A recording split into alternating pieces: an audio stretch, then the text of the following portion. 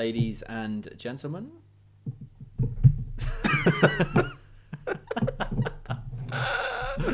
Sorry. That's all right.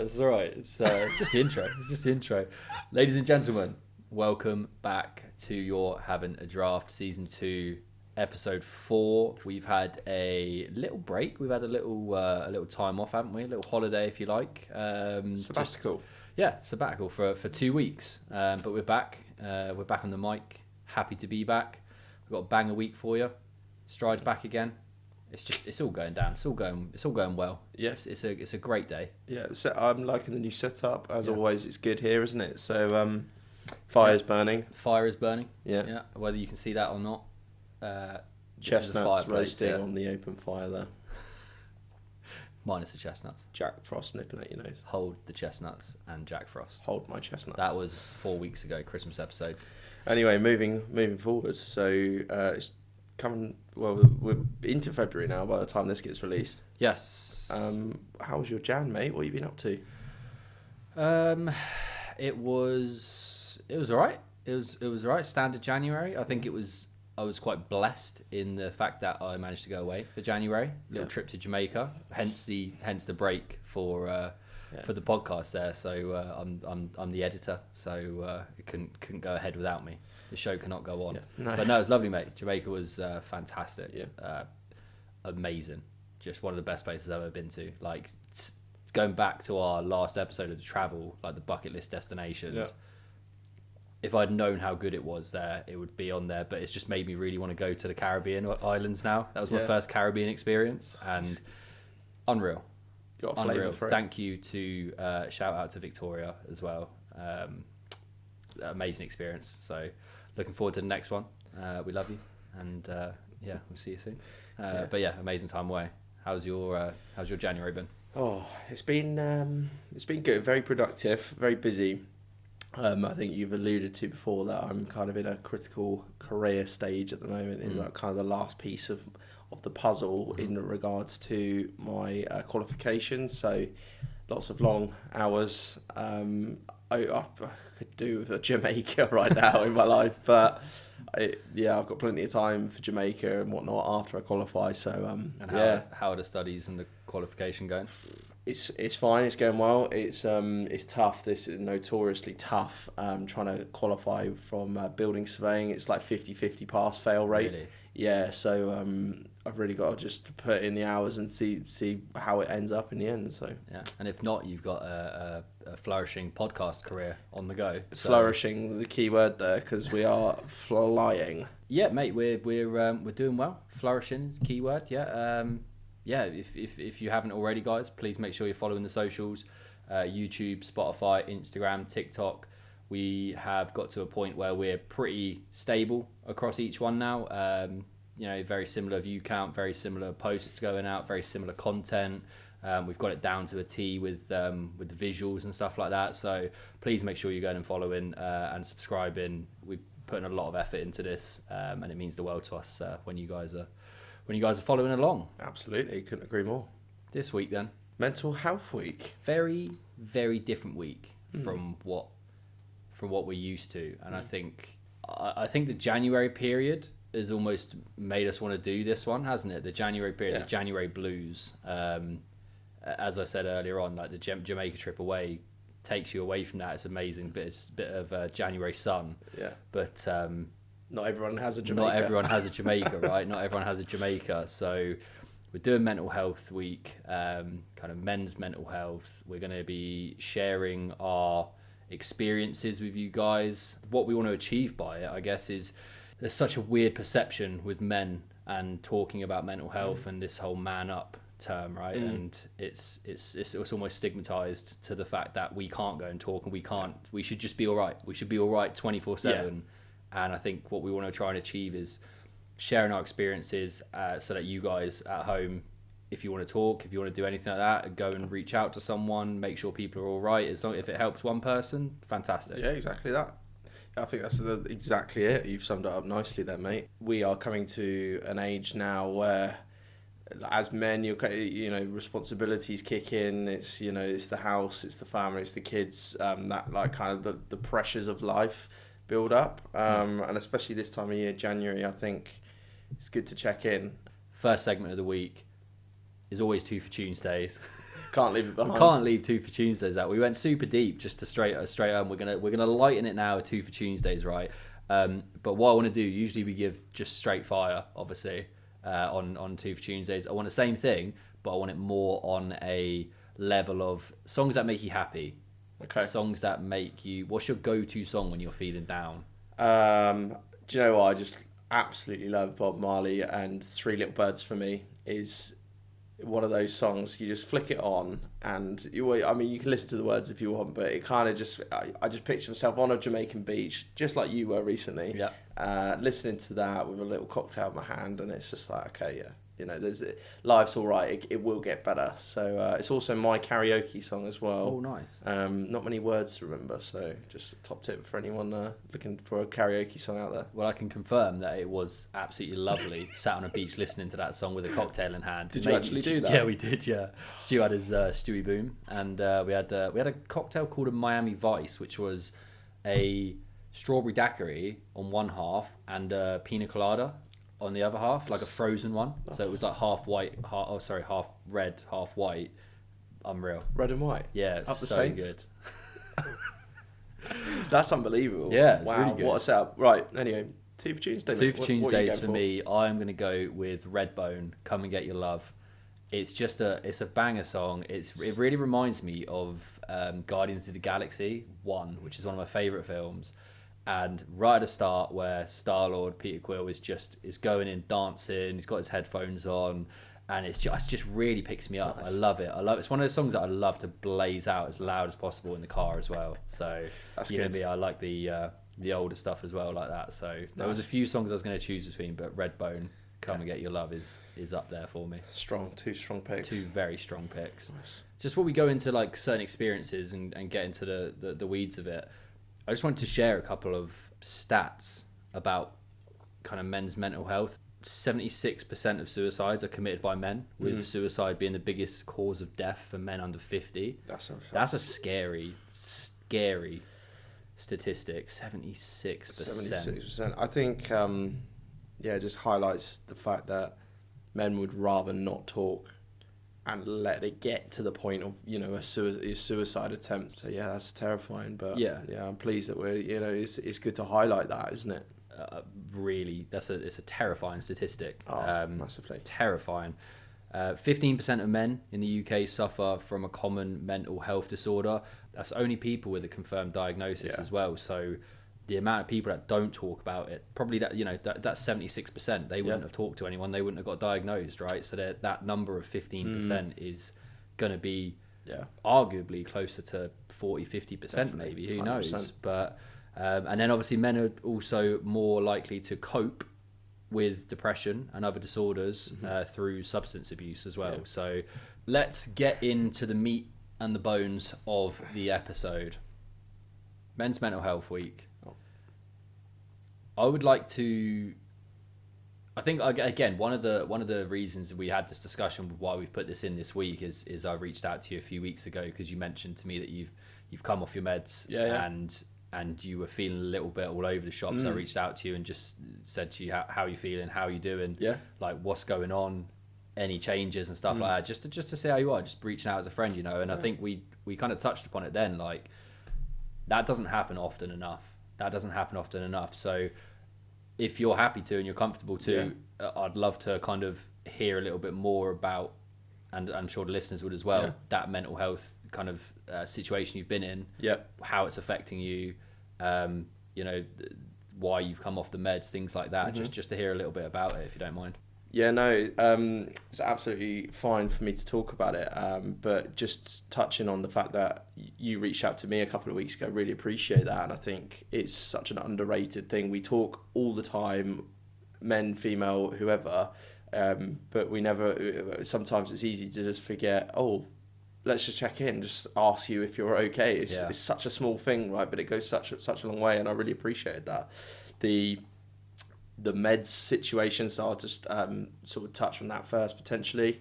So I think 6 years ago, like a few circumstances happened in my life. I've been dealing with with mental health issues all of my life, really. I just never really understood it or realised how much it was properly affecting me. And then I think I had a bereavement in my family. My granddad passed away, and it just hit us all very hard. After that, I kind of slipped into a really bad state of depression. I just remember just so tired all the time. Really, like a real struggle to do anything like small. All the menial tasks became impossible. So that was my trigger to go to the doctors, and it's tricky for me because my upbringing is football changing rooms and building sites. I'm a 4th generation bricklayer in my family, so you're kind of thinking that is the worst environment in terms of mental health and in terms of being honest and open and admitting a weakness. So yeah, it took quite a lot of courage for me to actually go to the GP in the first instance. From there, reluctantly kind of signed myself up to a medication that they were offering at that time. I started on sertraline, which is like a anti-anxiety, anti-depression med. Wasn't good for me, so I switched to a drug called escitalopram. Same sort of thing, anti-depression, anti-anxiety, and what it does, it just kind of takes. It kind of keeps you in the middle. So like you imagine there was like a constant like in the middle, that's just you just sort of normally, and then your sort of spikes and your low points. It kind of just stops those being so high, kind of brings them together so you can manage it a bit better. Never up, never down type thing. Yeah, I mean that's I don't think that's a long-term sustainable answer. Hence why I've now come to a point in my life where 6 years later, by the way, so it's been a journey, but now in a position where I can take myself off them. I've been doing it slowly over the last year, bit by bit with the GP's help, and just got to a stage now where I'm like, okay, I haven't got any other like distractions. I haven't got anything else to deal with. I can just concentrate on myself. So now I'm sort of in a position where I've taken myself off completely 2 weeks ago, like I said to you, and you checked in, which is massive for me because it can be lonely. It can be a really lonely thing. Like if you're dealing with a mental health issue or you're coming off an antidepressant, anything like that. So yeah, it's really good to talk about these things.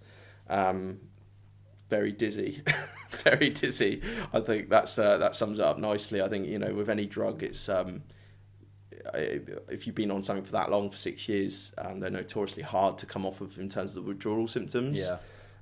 So the big one for me is like the vertigo. So if I look around too fast or my movements aren't slow and considered, then I feel like I'm going to fall over.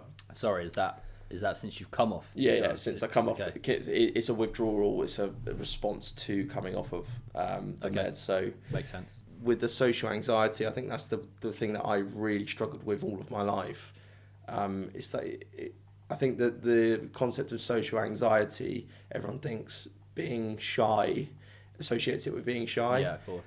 But I just want to read this from the NHS website, and it says here, so social anxiety is more than a shyness. It's a fear that does not go away and affects everyday activities, self-confidence, relationships, and work or school life. Many people occasionally worry about social situations, but someone with social anxiety feels overly worried before, during, and after them.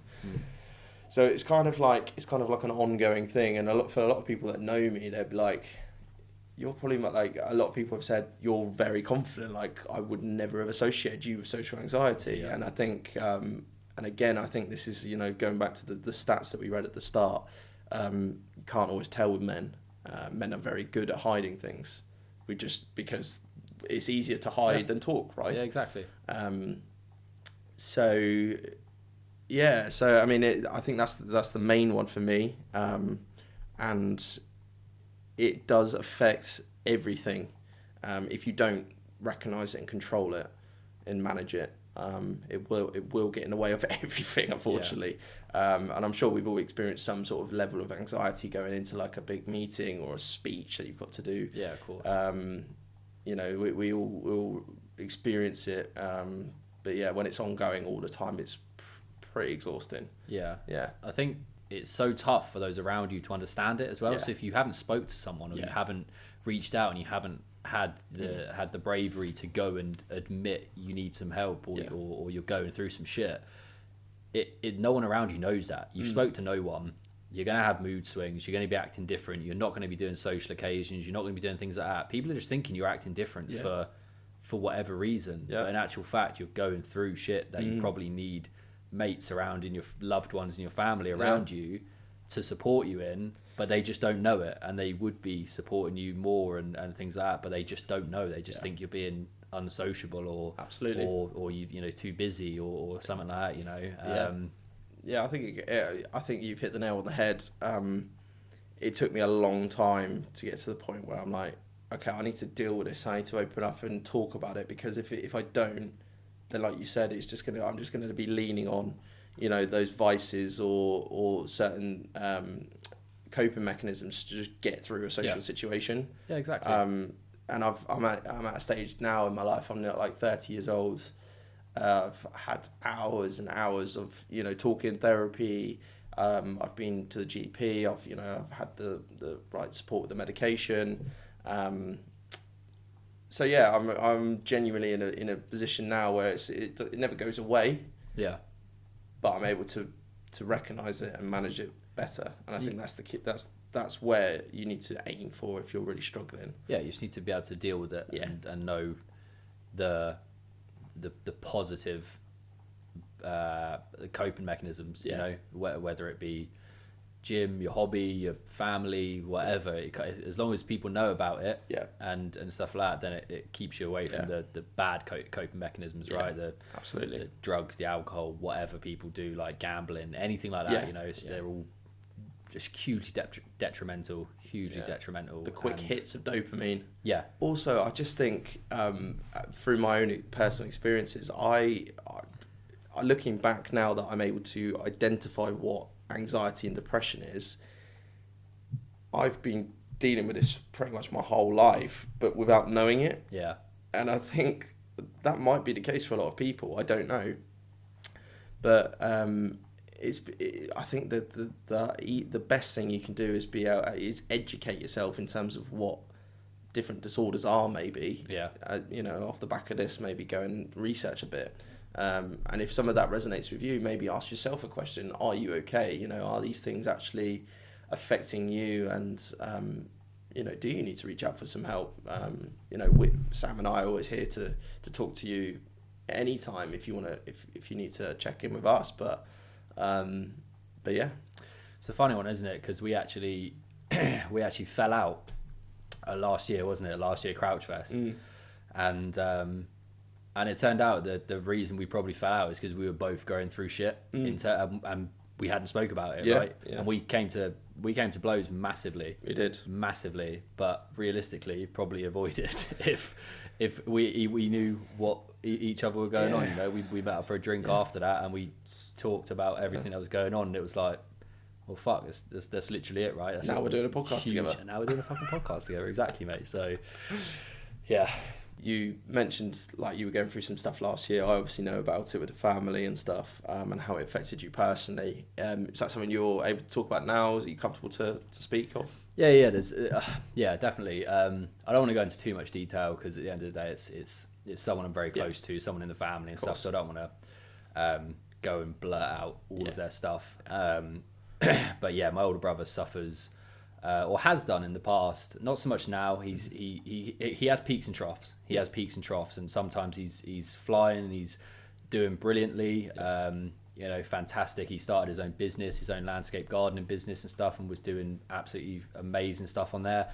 But then it's the down stuff. It's them down periods where it then affects him and stuff like that. And it's a couple of disorders and things like that. Things like bipolar, schizophrenia. Again, won't go into too much detail. He's doing fine now, but yeah, it was a lot. It was a lot going on back there, and I think that's what it is. You don't really notice it when it's affecting someone you know, or it's one of your loved ones. Because I've dealt with that. Dan's been like that for a long time and stuff like that. So since I was a young kid, so it's kind of like second nature to me. I'm used to it. I know when he's going through bad periods. I know it's because of, you know, his something's going on. There's not something's not quite right. He's in one of those low periods, right? But then you see him in a high period, and you're like, brilliant, like this is fantastic. So just because you don't know, right? Of course. So knowledge is definitely knowledge is definitely power in this kind of situation and understanding it all. But I think that affects me from an external point of view, whereas I think for me, things that have affected me through my life is the whole body dysmorphia piece, and as you said a minute ago, is going and doing a bit of research. I didn't even know that was a disorder, right? And exactly. it's where is it? It's called BDD, which is body dysmorphic disorder. Okay, and I had no clue that was even a thing, right? And just to read out what it is, it's an anxiety disorder related to body image where a person spends a lot of time worrying about perceived flaws in their appearance that are often unnoticed to others. Yeah. And that's probably affected me. I honestly would say the best part of 15 years. Yeah. Twofold. Okay, so one was I had severe acne when I was a young kid. Okay, really, really bad acne, cystic acne. I was on a medication called Accutane. Okay. Most people have one cycle of that for about 6 months, and that's their acne cured. Yeah. Like they won't get spots anymore. I had 5 or 6 cycles across like a 8-year span maybe. So I was a young like 20-year-old still taking Accutane when this is meant for like people, you know, acne prone teens and things like that. So I, on my front, or like on my chest, on my back, around my neck, on my face, I've got scarring obviously from that acne. And for me, I get soaked to put makeup on me half the time when we go out. I'll get her to like touch up a little bit if I've got a little spot here and there, because for me it's so obvious. It's so blatantly obvious. I don't like sitting in front of people. So if it's in a work meeting, if it's in the cinema, even though it's dark, if it's anywhere where people have got like a line of sight on the back of my neck, I'm very, very conscious of that, because it's on like my hairline. So I can feel, I know the scars are there. Sometimes spots still come up there. My chest and my back's very difficult to put myself in a position of just that vulnerability where I'm just open for people, just exposed essentially, which is a funny one because obviously I did the whole bodybuilding competitions and stuff, right? But that's where the second fold comes into it of the body dysmorphia. Is I was once at such a peak height of physical fitness for myself that now when I'm sat here now I feel like I'm just a fat piece of shit. And that's not even to exaggerate. And sometimes I have to bring myself back down to earth and be sitting there thinking like just fucking having a word with myself and being like, look, you're not. Realistically, you still go to the gym, you still train, you just like fucking cookies. It's as simple as that, right? But it's so hard mentally to get out of your own head. So I just sit here and think people look at me and see scars and a fat kid. You know what I mean? And it's so difficult to get out of that like cycle of just thinking it. It's tough. It's you know, I've had similar experiences in terms of like that ongoing battle with yourself. Yeah, man, it's so tough. And no, I really appreciate your bravery for opening up and talking about it. You know, I've spoken to you about this before, and I think one of the best things that I was told throughout my talking therapy was like, if you have like a deep-rooted opinion of something about yourself, whether that's like, you know, worried about your appearance, you know, your face or your body, whatever, look for the evidence outside to back up that opinion. So it's like, has anyone actually physically come to you and gone, oh, you know, your skin, or pointed it out, of like gone out their way, or and often the answer is no. And we build it up so much in our heads, don't we? So yeah, good to check in with yourself all the time and just be like, hang on, I'm going to take that thought captive and I'm going to challenge it. I'm going to be like, is that an actual thought that I've just come up with in my head and I've like over exaggerated, or is it something that, you know, someone's constantly telling me, and, you know, is it come from an external source? But man, it's tough. It really is tough. Yeah, one bit that did, where you just on the back of what you were saying with, has anyone ever said anything, and it was during a competition, one of my stage shows and stuff like that. And anyone that knows me, you know, I was relatively big back then in the gym, but not like stupidly massive where like steroids come into play. But because of the industry you were in, if you're really big and you've got spots and stuff like that, steroids is a big cause of that, right? Yeah, of course. And got into shape, got into you know, stage condition, got on stage, had all my tan and stuff on. And this is the thing, okay, so when you go tan, you go really, really dark. And one of the tans I had didn't go dark enough on the stage, so I was a little bit lighter than I would have liked. And that's how mentally I got over it, because the darkness is meant to cover up blemishes and scars and things like that. And as it wasn't quite dark enough, I went on stage, the best shape I've ever been in. This is probably the most confident I was ever when I was on stage. Okay, I walked on posing, hitting the pose and nailing the pose in. Thought I smashed it. I looked at the other guys on stage and I was like, I think I've won this show. I was like, genuinely think I've won this show. I didn't even get first call outs, so I've probably finished anywhere between 6th to 8th. Okay. Very baffled by it. Sent pictures to my coach and stuff, and he literally was like, go and ask the judges what their feedback was, because like your shape, your conditioning and stuff should have got at least top 2. Went and asked the judges, and one of the feedback is that they could see my scars on my back when I was hitting my back shot, so they marked me down for it because they associated it with like steroid use for a physique competition. And that one there really, really, really took it out of me. That's deep, man. Like, really fucked me up. And you speak to anyone that, I went on a mad like eating binge, had a horrible rebound because I was just like, I don't care. I was like, I don't want to go to the gym. I don't want to do anything associated to the sport anymore, because that literally dagger to the heart absolutely killed me. And I put on so much weight. I probably went from like, I think I was 82 kilograms stage weight, and I probably bounced back to, I was probably over 100 in 2 weeks after that show. And I just wanted nothing to do with it anymore. Just wanted nothing to do with it. Didn't go to the gym for weeks. Ate whatever came into my path, and it was such a negative feeling to have that thrown at you after 16 weeks of killing yourself to get in that shape. Mate, fucking brutal. Those environments are savage, aren't they? And sorry to deal with that, mate. That is tough. Really is tough, especially when you've put yourself through hell basically to get there. I guess you expect it in some respect, because you're putting yourself on display for people to judge you, right? And that's why I'm always really proud that I did it, because it was so tough for me, especially with the body dysmorphia and stuff like that, and everything you go through. But then also because of that shape, I think it then affects me negatively now, because I always look back to what I used to be like. So it's it's a vicious. It's a bit of a cycle, really. For me, listen to and actually, that's the first time I've heard that story. In terms of the detail, I obviously knew that you've had self-perception issues in the past. But yeah, I think for me, the thing that stuck out to me there was the bravery and the courage to go and be vulnerable and put yourself out there, literally with no clothes on, literally so vulnerable. Shorts.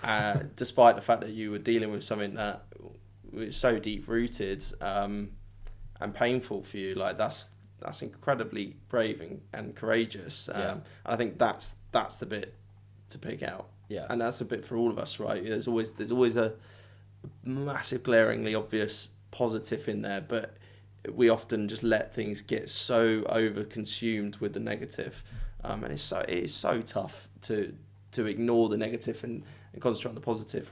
I don't know, I feel like we're all programmed to almost be hard on ourselves. Yeah, definitely. I feel like society in general is just so negative. You turn on the news, everything's negative, everything's fucking doom and gloom, right? Terrible. And that if you constantly hear negative, you're constantly gonna have negative perception. You're constantly going to be in a negative state of mind, right? Everyone is going through stuff, and I think you're totally right. Encourage everyone or anyone to reach out anytime. Like I said earlier, we are both here. We've obviously had some experiences ourselves, and know what it feels like, so we can sympathise with you. No judgment. Just anytime you want to speak, we're here. That must have been incredibly tough after like so much effort to then have that crushing low, and I understand why. Obviously, binge it went and did some binge eating or whatever. After that, like, how have you sort of come out of that, and like how have you dealt with the low, and how are you doing generally after? I think at the time it was tough. It was really tough to take, and I was. You asked like Soph. I was with Soph at the time, and she will tell you I was just in a don't talk to me kind of state of mind, like, or not don't talk to me, but I don't want to talk about it. Yeah. I was fuming. I was angry. I was upset. I was disheartened. I didn't want to do gym. Like I said, eating was a big coping mechanism for me then. I hadn't been able to eat bad food for 16 weeks, so I ate everything that came into my path, right? Yeah. As I mentioned at the start, I am very much like a social person. I love being loved by those around me, and I love showing love to those around me as well. And for me, it was just the people around me at the time who were constantly checking in and I had such a good support group of gym people, and that's the thing with the gym culture, right? Is there was so many people who these big muscly dudes who you'd shit yourself in the gym, right? You see them in the gym and you're like, what the fuck, like, avoid them. Always the friendliest guys. The bigger they are, the friendlier they are. Is usually the thing in the gym, right? And you had all these guys, these veteran bodybuilders, these guys that have been doing shows for years and years and years, all messaging me, like, because they hadn't seen me in the gym, right? We would always be in the gym together. We'd always be in there six days a week, sometimes 7 days a week, and they notice I'm not there, and they're reaching out saying, like, mate, I've seen the photos of you on stage, like, you smashed it, like, don't let it get you down too much, you know, don't be too hard on yourself. And yeah, it's just that. I had Soph, obviously, who was amazing. She was still training and stuff like that, so I think that's how I got over it with those around me, just putting you through it. And eventually it just took time. Time heals all, right? And time heals all. And I got to a stage where I was like, let's get back in the gym. I miss it. I missed the gym. I didn't compete again. That was the last time I competed. I couldn't do it anymore. But that was the last time I competed. I said to myself, I'm not going through that again. I've done that. I've put myself out there. I've been there, worn the t-shirt, whatever the fuck the saying is. And I'm happy I did it. The fact that you've dealt with that and been able to open up about it is brave, and I think very proud of the way that you've obviously dealt with that and come through it. Just touching on the fact, like, my perception of you, and I speak on behalf of all of our friendship group and family and friends, anyone who loves you. You are just looking behind the camera, like pictures on the wall, Sam and Sophie's wedding last year. Stunning photos, stunning day. You both looked phenomenal, and no one would have even thought about that on that day, but maybe you did. So that there's that, like, I think it's good to get outside of yourself and just be like, actually, people aren't looking at me the way I view myself. And I've been on many holidays with you to Maga and Iron Napa or whatever, but not once have I ever thought, bloody hell. So it's good to talk, open up, be honest with your friends about your emotions, but also build each other up. Like, tell people that what you're thinking. If you think your friend's done something good, like, we as men, we get into like this habit of like just like bantering and just like tearing each other down all the time, don't we? Like, and we just like, oh, that was a bit of banter or whatever, but not once, very rarely do you ever see a group of lads just sat around a table and going, oh, I think you're fantastic at this, and that's a really good trait of yours, like, I'm very proud of you. It's very very rare, isn't it? So, absolutely. It's more like on the side, like your 10k you did again, like found out about your 10k, like, fucking smashed it, mate. I'll take that. Exactly. Like, just, what I mean, something like that is so is an achievement for where you are and stuff like that. So you fucking smashed that. You smashed coming off the meds, like, you're doing well. Mate, it's good to see. It's good to see. We're doing all right. Exactly that, mate. But we've that was a bit of depth. That was a bit of deep, bit of vulnerability there. It was it was very different. It's weird just talking about it, like, just one-on-one like that, especially with a microphone. With a microphone, with the logo in the background. But if it helps anyone, like, feel comfortable to open up, then please do so. But I think what we want to do now is we want to finish this on a nice high, and I'd like to know a few coping mechanisms that you would use, or a few things that bring you back to reality, bring you back to that high, get you on that high. So maybe we'll just take it in turns just to reel off one. I'm sure they're going to be very, very similar, but let's just do that instead of the usual draft pick that we do. Okay. Let's give 5 of our top 5 things that make us happy. Yeah, fine. Okay. I think for me, it's become more and more prevalent to me, but exercise, I've neglected my body for so long, but I have recently sort of rediscovered the power of exercise and how good that makes you feel after. That release of endorphin, and also just it gives you that, it helps you sleep better. It's going to help you with like your body image, everything. For me, running as well, particularly runners high. I know you did some amazing running last year, but you were like, this is well boring. It's not for me. It's just not for me. So, exercise generally, but running personally for me. What about you? For me, we'll keep the topic of exercise. Then, for me, mine's obviously gym. Nice. Very big gym background. Also. I get it's not really like exercise, but it's sport. For me, golf. Golf is massive. I play golf once a week minimum, and then in the summer, Soph will probably tell you I play every day of the week. Nice.